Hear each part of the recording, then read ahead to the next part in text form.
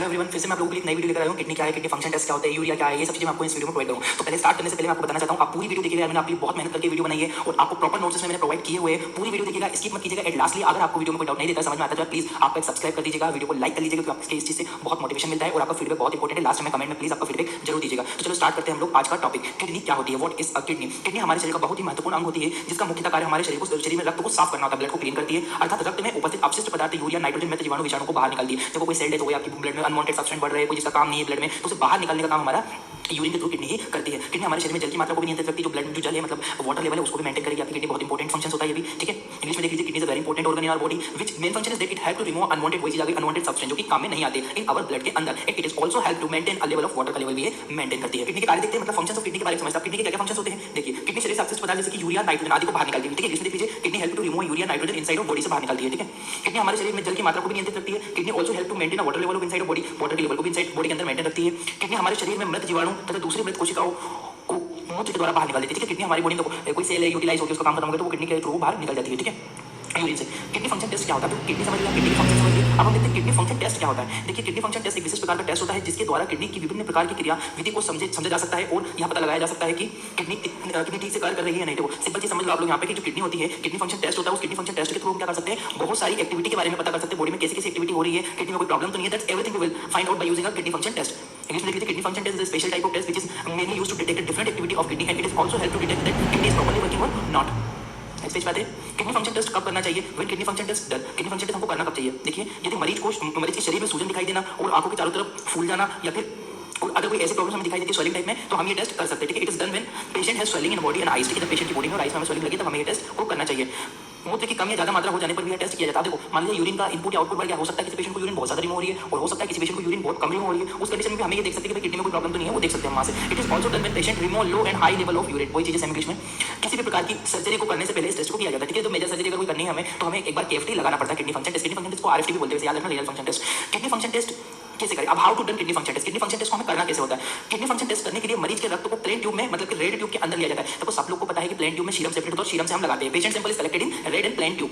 Kidney function test के लिए हमेशा खाली पेट या सुबह का सैंपल ही प्रेफर करना चाहिए। Sample should be collected in morning time. तो ऐसा क्यों लगाया है, क्योंकि जो हम 8 अर्ली फास्टिंग लेते हैं, नाइट में खाना खाते सोते हैं और रात से मॉर्निंग तक बॉडी में ओवरऑल जो एक्टिविटी हुई है वो मॉर्निंग में पता लगेगी। पर इमरजेंसी की कंडीशन में हम लोग ये टेस्ट कभी भी कर सकते हैं। Emergency condition this test can done any time, ठीक है। इमरजेंसी पड़ जाती है तो हम ये टेस्ट कर सकते हैं। नेक्स्ट एक पढ़ते हैं, किडनी फंक्शन टेस्ट के प्रकार। Function test, kidney function test के कितने टाइप होते हैं, कौन कौन से टेस्ट आते हैं किडनी फंक्शन टेस्ट में, ये बहुत इंपॉर्टेंट चीज है, आप अच्छे से चीज को समझ लीजिए।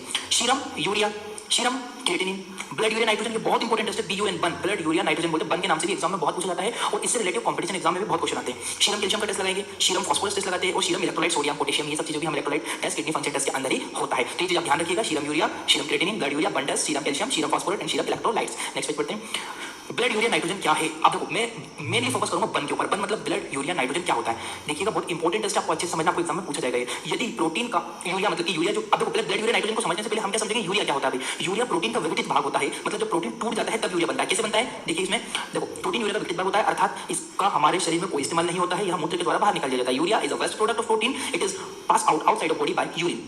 सर्वप्रथम, अब देखो यूरिया कैसे बनेगा, कैसे मैं वो एक्सप्लेन कर रहा हूं। सर्वप्रथम जब प्रोटीन छोटी आंत के अंदर टूटता है तब यह अमोनिया बना लेता है। When protein is break down into inside of the intestine then it form ammonia. Ammonia बनाता है सबसे पहले इंटेस्टाइन के अंदर। सिंपल समझो, हमने दाल खाई, दाल में प्रोटीन है, प्रोटीन हमारे इंटेस्टाइन में वहां पे वो टूट गया। अब देखो अमोनिया बन गया। अब यह अमोनिया रक्त के द्वारा लीवर में चली जाती है और वहां पर कार्बन डाइऑक्साइड की क्रिया करके निर्माण कर लेती है। देखो, यूरिया साइकिल जो है वो हमेशा लीवर के अंदर चलती है, ठीक है। इसे ध्यान रखना, आपने 10th में पढ़ी हुई चीजों को। लीवर के अंदर अमोनिया साइकिल चलती है, यूरिया साइकिल चलती है, एरिस्ट्री साइकिल। अमोनिया से यूरिया के निर्माण को समझाना होता है वहां पे। तो जब अमोनिया आई, अब अमोनिया क्या करेगी, ऑक्सीजन से क्रिया करके यूरिया का निर्माण कर लेती है, ठीक है। Ammonia is go into liver by circulation, circulation through liver में चली जाएगी। Blood inside of liver cell, it react with carbon dioxide and it convert into a urea में कन्वर्ट हो जाती है। यूरिया, नेक्स्ट लाइन देखिए, सबसे नीचे वाली, यूरिया शरीर, यही यूरिया परिवहन के द्वारा किडनी में जाती है, क्योंकि ब्लड फिल्टर होता है तो किडनी में जाएगी, किडनी तक भेज दी जाती है एवं किडनी के द्वारा यहाँ मूत्र में मिलकर शरीर से बाहर निकल जाती है। यूरिन में मिलकर बॉडी से ये बाहर पास आउट कर दी जाएगी। ऐसे इसलिए किया जाता है क्योंकि सबको पता है यूरिया हमारे शरीर के लिए हार्मफुल होती है, फायदेमंद नहीं है, तो बाहर निकल दी। अब देखो, ब्लड यूरिया नाइट्रोजन होती है ना, रक्त में यूरिया की सामान्य मात्रा, ठीक है। रक्त में सबसे पहले ये समझो कि नॉर्मल रेंज क्या होती है यूरिया की, ठीक है। नॉर्मल रेंज होती है हमारे 17 से लेकर 43 mg पर डेसीलीटर, mg मिलीग्राम होता है पर डेसीलीटर तक इसकी नॉर्मल रेंज होती है ब्लड के अंदर। सीरम की नॉर्मल रेंज बता रहा हूं मैं आपको।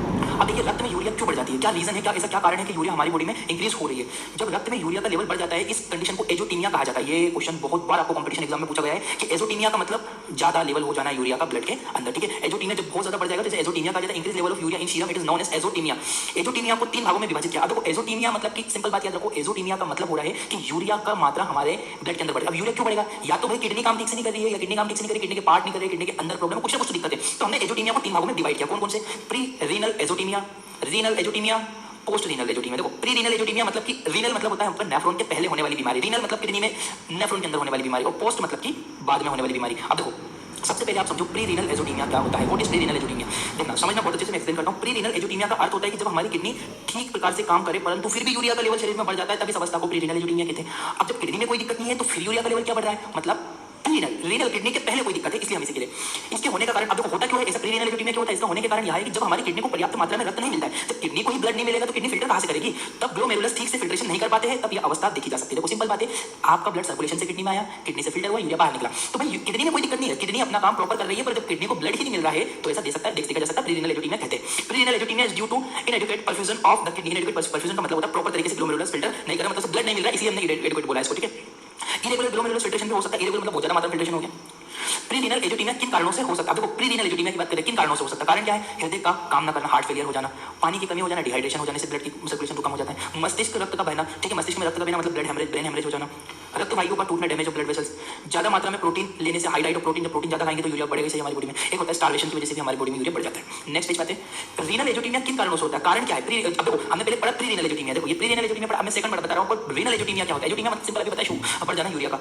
यदि किडनी में कोई दिक्कत हो जाए या किडनी का कोई भाग कार्य ना करे, इस कारण से यूरिया का लेवल बढ़ जाता है। देखो यूरिया तो ब्लड में बढ़ेगा बढ़ेगा, पर डिपेंड ये करता है कि यूरिया बढ़ क्यों रहा है, उसका कारण क्या है। अब है रीनल एजोटीमिया क्यों हो रहा है? किडनी में दिक्कत है, किडनी का कोई भाग काम नहीं कर रहा है, इसलिए रीनल एजोटीमिया हो रहा है। क्यों हो सकता है? रीनल ट्यूबुलर फेलियर देख सकते हैं हम, ग्लोमेरुलोनेफ्राइटिस देख सकते हैं, इसमें हो सकता है, ठीक है, और ट्यूबुलर नेक्रोसिस हो सकता है। ट्यूबुलर नेक्रोसिस के अलावा एक्यूट रीनल फेलियर, मतलब सडनली कोई रीनल फेलियर हो जाना, कोई टॉक्सिन वगैरह आने से रीनल फेलियर हो जाना, एवरीथिंग कंडीशन हम लोग प्री रीनल एजोटीमिया देख सकते हैं। Next thing post renal. अब देखो हमने पढ़ा renal azotaemia, pre renal azotaemia, post मतलब होता है बाद में, किडनी के बाद में होने वाली दिक्कत। What is cause of post renal azotaemia? देखो यदि किडनी में कोई समस्या ना हो और किडनी के बाद आने वाले अंग जैसे कि यूरेटर, आपने यूरिनरी सिस्टम पढ़ा होगा, तो जो किडनी के बाद क्या आता है? यूरेटर आता है, यूरिनरी ब्लैडर आता है, इनमें कोई समस्या हो जाए जिस वजह से मूत्र ना निकल सके, इस अवस्था में यूरिया का देखो ब्लड में मान लीजिए आपकी किडनी से यूरिन बाहर निकल नहीं रही हो, तो यूरिन नहीं निकलेगी तो भाई यूरिया कैसे बाहर निकलेगा? तो यूरिया बढ़ जाएगा आपके ब्लड में, सिंपल बात, इसे पोस्ट रीनल एजोटीमिया कहते हैं।